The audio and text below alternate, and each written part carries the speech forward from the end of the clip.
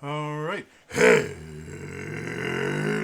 again, adventurers, and welcome to another exciting episode of Daily December 2021. This is day 29.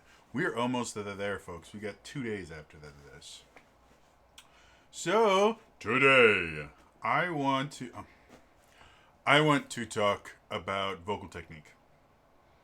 Um, if you've been watching Today Daily December throughout this month, um, you may recognize a theme in the fact that most of this is completely and utterly random. Like I have no idea. Sometimes I don't know what I'm going to talk about when I hit the record button. Like that's it's just how this goes. If I plan it too much, it doesn't happen. So I tend to be relatively spontaneous, and I don't know why this just got stuck in my head, but um, I I I'm a trained vocalist. I mean, theoretically, you could call me a classically trained vocalist because I I took private voice lessons. I learned traditional singing techniques. I used to sing. I don't think I've ever done any opera, but I did a lot of oratorio work. Which, if you're unfamiliar, opera and oratorio are effectively the same thing. It's just a subject matter that's different.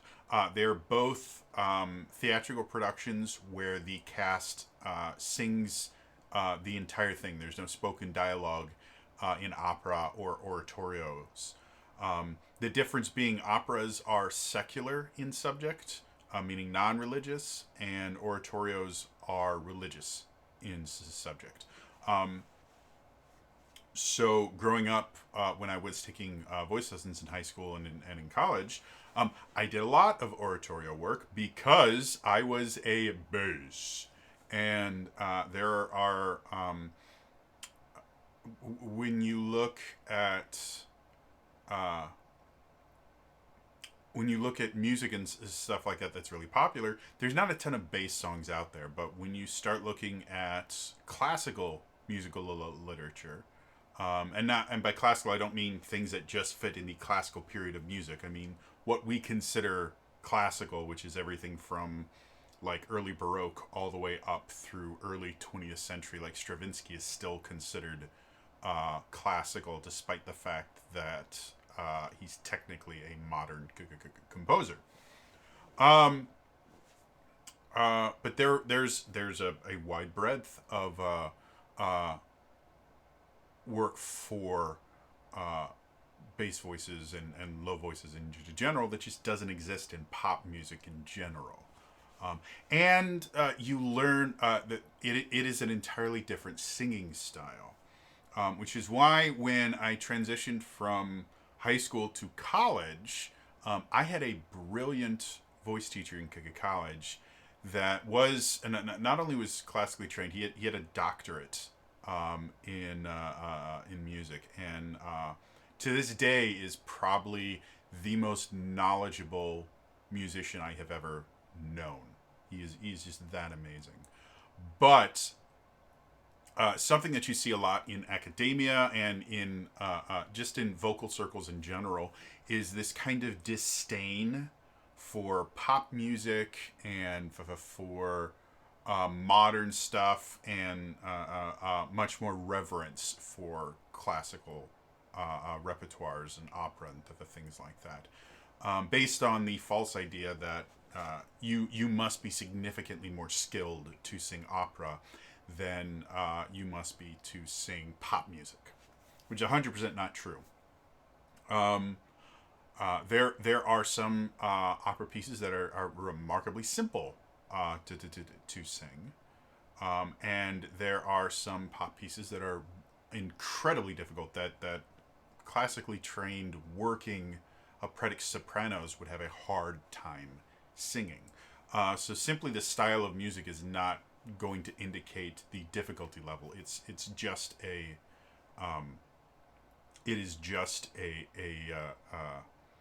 bias. It is a gatekeeping to the tool. You're not a real singer unless you sing opera or something like that. So when I got to college, instead of continuing me on the path of just more opera, more oratorio work, and much more classic technical training, one of the first songs I learned was "I Am I, Don Quixote" from Man of La Mancha. I can't remember if that's actually the name. It might the name. I think the name of the song is actually Man of La Mancha. But anyway, the song is relatively simple, but it is "I am I, Don Quixote, the Lord of La Mancha." I can't remember any of the lyrics. Oh, and the wild winds of fortune shall carry me onward, whithersoever they blow. Whithersoever they blow.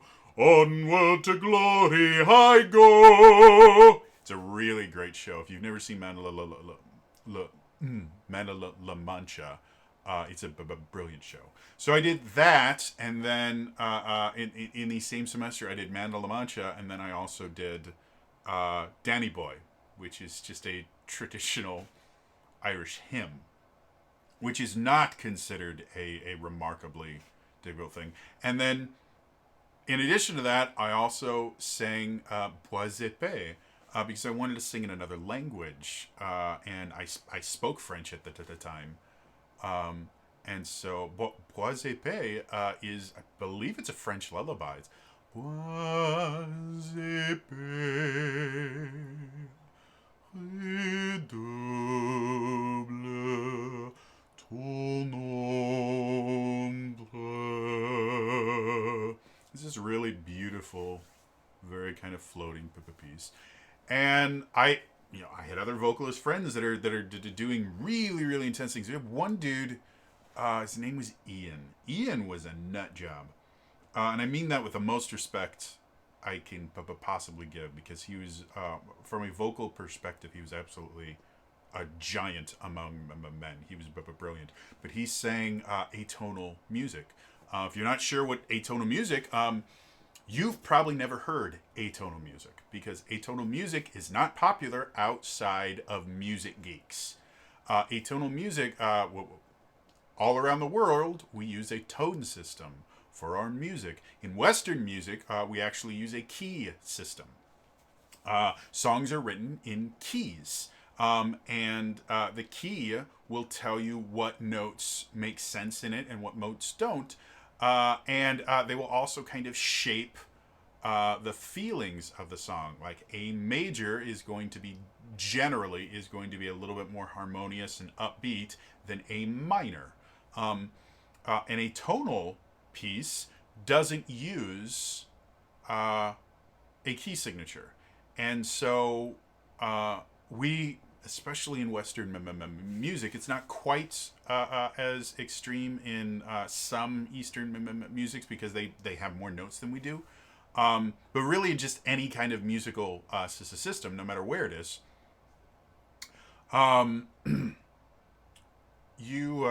you develop kind of a map. Like you expect tones and things to go certain ways, and that's one of the ways you can make music interesting, is by going in different ways than you would think. Atonal music has no pattern to the notes that you choose. They seem random, and because of that, it sounds like people are singing the wrong notes. It's the weirdest thing in the world. So anyway, we had people like Ian doing atonal stuff, and then there's people doing oratorio work and arias from opera and all that stuff. And I come in and do musical theater and lullabies, and it was great. But I learned so much, and probably one of the most important of the things that I learned as I was learning to sing is learning how not to sing. And it's something that I see constantly in pop music and the things like that from younger artists and the like, is they murder their voices trying to do things that their voices are not designed to do. And for me, it's nails on a chalkboard. One of the things that drives me nuts, specifically in female sister singers, because it's remarkably common, and it's so horrible for your voice when it's done incorrectly, is vocal fry. If you don't know what vocal fry is, this is vocal fry. That kind of weird, like crackly sound. What that is, and this is something I learned relatively recently, your vocal cords, most people think you only have one set of vocal cords. It's not true. You actually have two. And for the most part, you only really use one set. However, there is a second set that sits on top of the other set that is significantly more loose than your normal vocal cords. And if you have ever messed with a guitar or just ever like plucked a rubber band or just something like that, something that you find out very quickly is the tighter a string is strung, or the more stretched out a rubber band is, the more tension it is, the higher the pitch. The secondary vocal cords are very loose, and so vocal fry generally involves them vibrating on a significantly lower frequency than your other ones, and you get this very low register stuff. It's actually how some basses do what's called sub-harmonic singing, which is something I have very gingerly attempted, which is basically a way that you can sing well below your range. Jeff Castigati or something like that. His name is Jeff. Let me see if I can find his name at least. Is that his name? That's his name, yeah. Jeff Castellucci. Jeff Castellucci is the bass for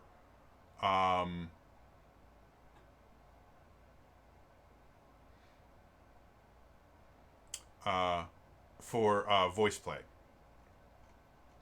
Voice Play is an a cappella group, and they're phenomenal. If you ever want to have your mind blown, watch some of their stuff. But he is the bass for that group, and he does sub-harmonic singing incredibly well, to the point where he hits notes that I'm not sure are on the piano. And technically, the piano is supposed to have all the notes in singing range ever. A piano should be able to go higher and lower than any singer. There's 88 different keys on a piano. There's no singer in the world that can sing, and I believe it's 7 or 8 octaves. There's no singer in the world that can have a range that high. But Jeff gets pretty damn close. But he does what's called sub-harmonic singing. And all this stuff uses a secondary set of vocal cords. However, using them correctly can give you an entirely different way to sing. Using them incorrectly, or forcing your voice to do things that it's not designed to do, and it's not supposed to do, can actually cause damage to your vocal cords. That's why every so often you'll hear about singers having to get like nodules removed off of their vocal cords. Nodules are just like little sores that develop on your vocal cords, and they happen from abusing them.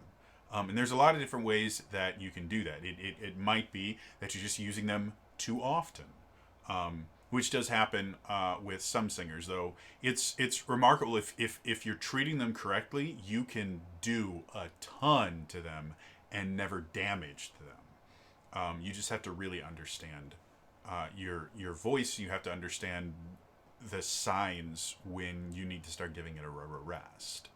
So that's one way. And a significantly more common way that singers develop vocal nodules or other things that permanently damage their voice is simply by abusing it, by forcing it to sound differently than your natural of a voice. And the most common way I see for female singers is they add vocal fry. And the reason why is it sounds sexy. If you want to hear a singer that uses vocal fry a ton, and I believe does it fairly healthily, she, at least it seems that she hasn't damaged her voice in the 20 some odd years she's been doing it. Britney Spears uses vocal fry all the time. It is characteristic of her voice, and you can actually hear it when she speaks as well. And that's one of the ways you can tell when someone is starting to abuse their voice is when their singing voice sounds nothing like their speaking voice. It means that they're modifying their voice in a way that it's not designed to do. And there are very healthy ways you can do that. Again, this is my speaking voice, but I can sound like this. That sounds nothing like my speaking voice, but I know how to make my voice to do that. I can also make it sound a bunch of different ways. I've learned how to do that. So I'm not saying anyone that sounds different when they sing is doing something wrong. I'm saying there's right or wrong ways to do it. And if you listen to, like, if you just listen to Hit Me Baby One More Time by Britney Spears, one of her first singles, it's what shot her up to stardom. When she starts off the verse, oh baby, baby, how was I supposed to know? And you hear that kind of graveliness, that's vocal fry. You see a ton of female artists add this in to their performances. Literally, you may not even have realized it until now, but look at any song where the singer is singing about being sexy or something like that. If it's a female singer, they will have vocal fry in there. And again, for someone like Britney Spears, who grew up performing, so just from the fact that she was performing from such a young age and then continue to do it, you are forced to learn the correct ways to do things, because if you don't, your voice will be useless within a few years. So Britney Spears learned how to do it relatively well, and to my knowledge, she still has a very good voice. But when you listen to her speak, you can hear some of the same sounds in her speaking voice that you hear in that kind of sexy voice. However, because Britney Spears was super, super popular, everyone had to do exactly what Britney did.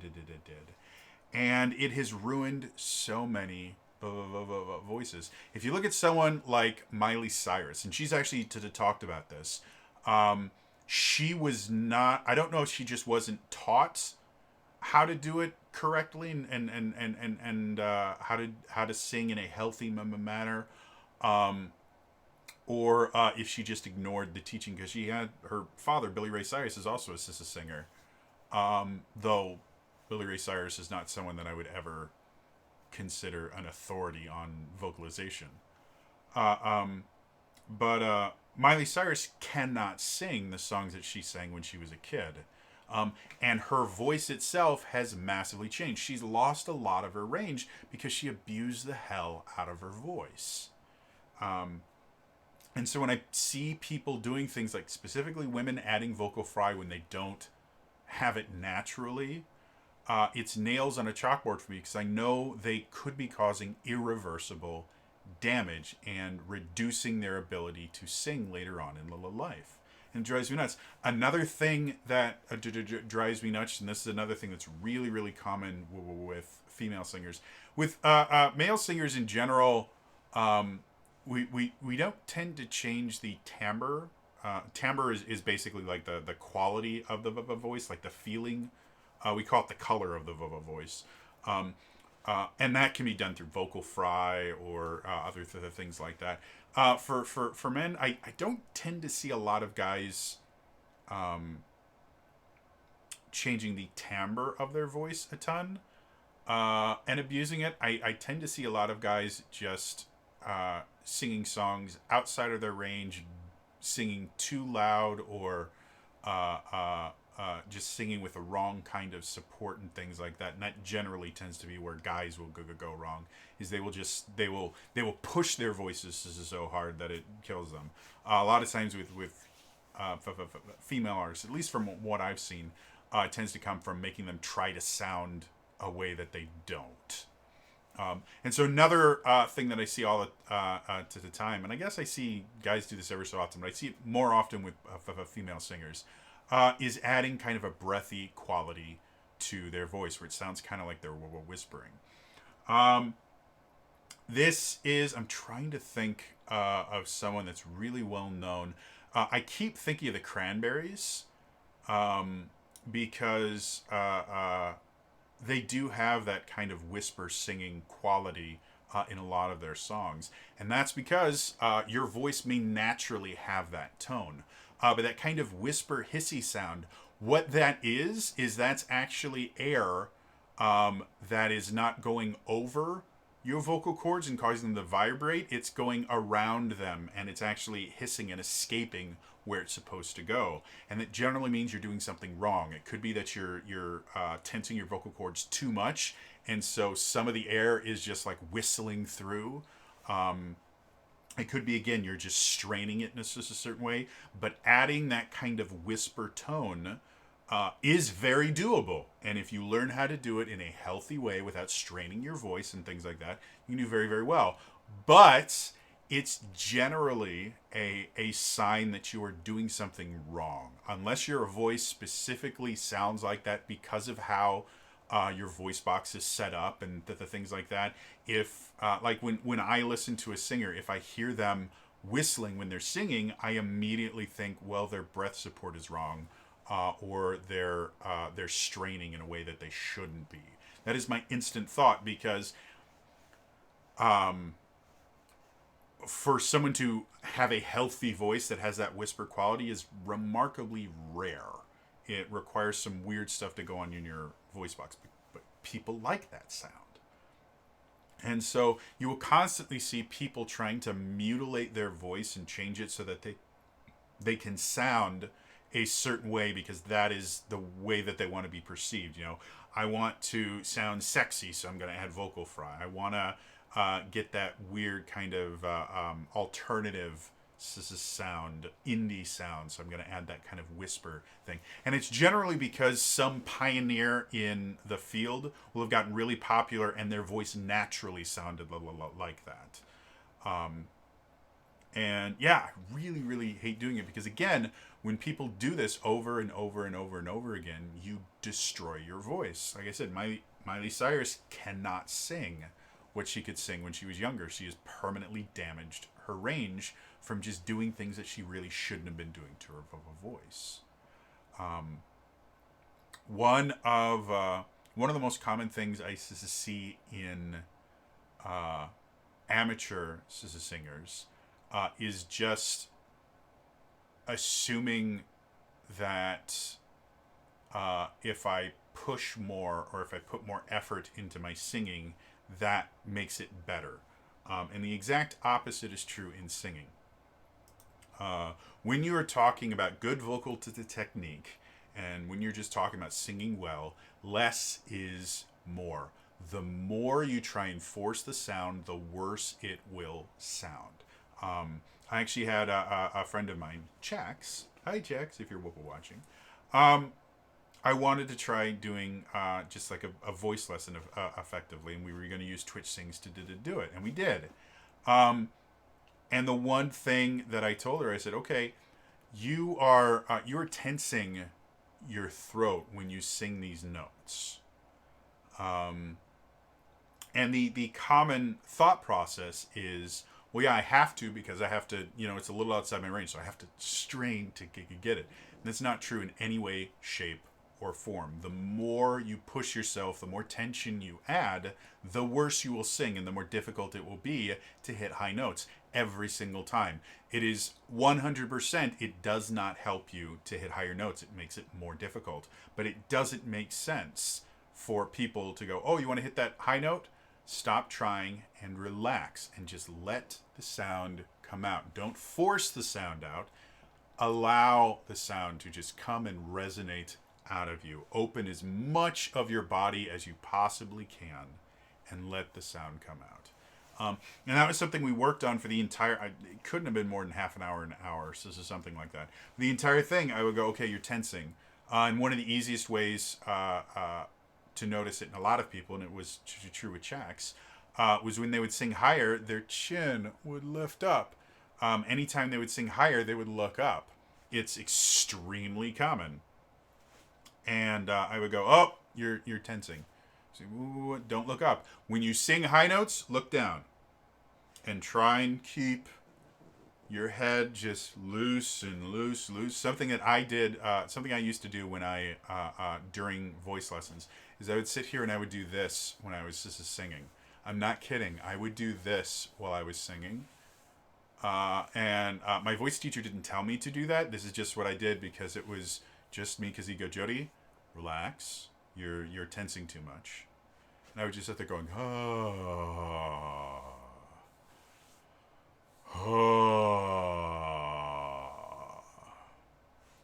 And it would help me to relax. And now I don't do this when I sing because it looks really weird. But I visualize that, especially when I'm starting to sing, especially higher stuff. I will actively point my head down when I do that. Because doing this, anytime you stretch your neck like this, it creates tension right here, which is not where you want it. So if I look down, now, Doing this is also really bad because it cuts off your throat. so you don't want to do that either.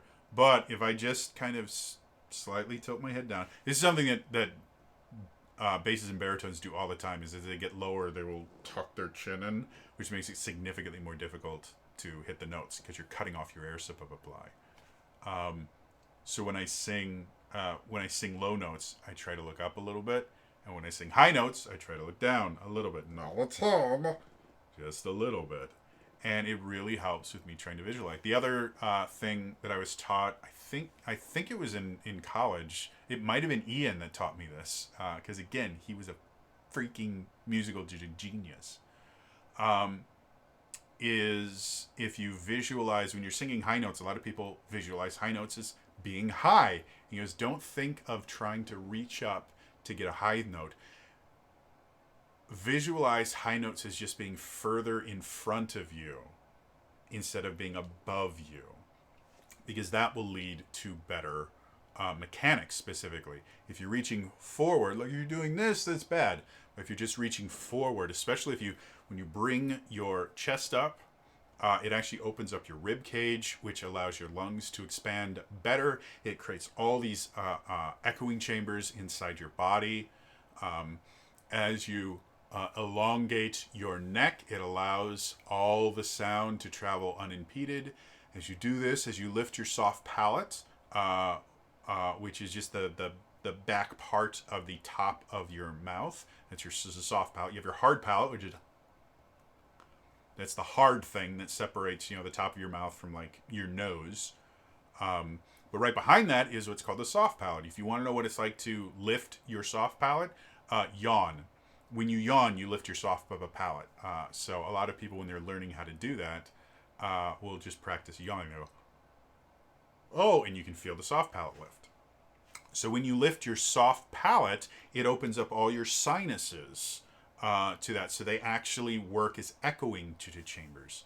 And when you do all of that, you can go from, like if I'm doing this and I go, la-di-da-di-da-di-da-di-da, la-di-da, la-di-da, and there's nothing open, it's all tense in that. But if I let everything open and I lift my soft palate, la-di-da-di-da-di-da-di-da, la-di-da, la-di-da, and then I can start doing, low stuff, boom, doom, or let's see, boom. So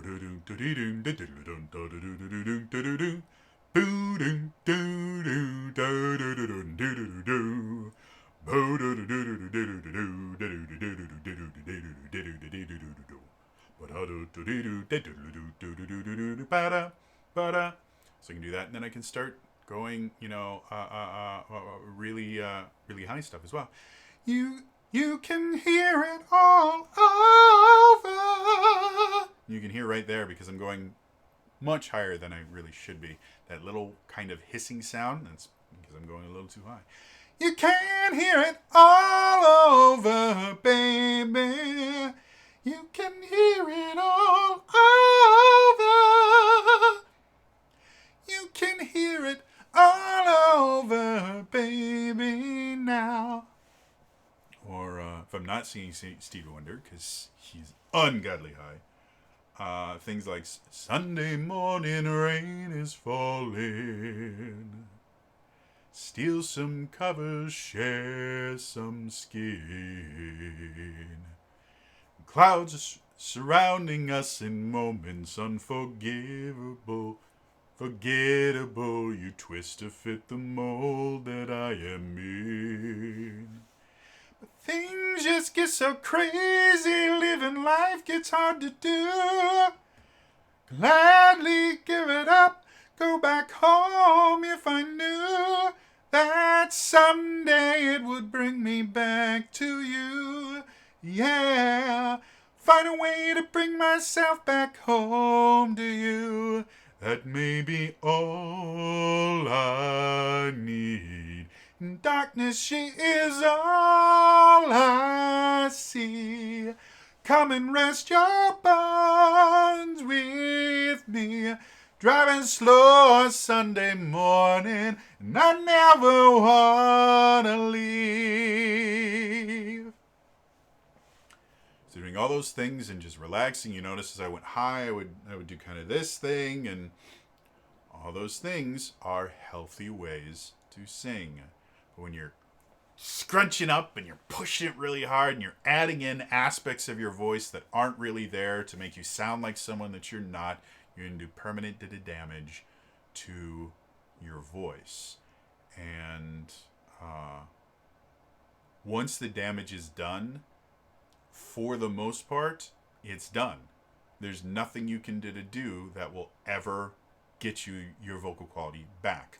We don't have a surgery that they can perform that will give you your range back. There's nothing you can do. Your vocal cords are your vocal cords from the day you're born to the day you die. That's why, like Julie Andrews, I believe she had surgery that was botched, and now she cannot sing the way she used to. She was probably the greatest singer of her generation. Unbelievably talented, had an amazing range, a control that would make you weep. And yet she had to have surgery done. I don't know if it was from just using her voice too much, because she was a Broadway actress. They abuse the hell out of their cords. I don't know if it was from a misuse or it was just a routine thing that she had to go through. But if I remember correctly, the surgery itself failed, and that's why she cannot sing the way she used to. She still has a very nice voice, but it's nothing like she used to be able to. There's nothing that will ever change that. The surgeries and things like that, like I know Adele had to have some surgery. Generally, if you developed vocal nodules 20, 30 years ago, your career was done.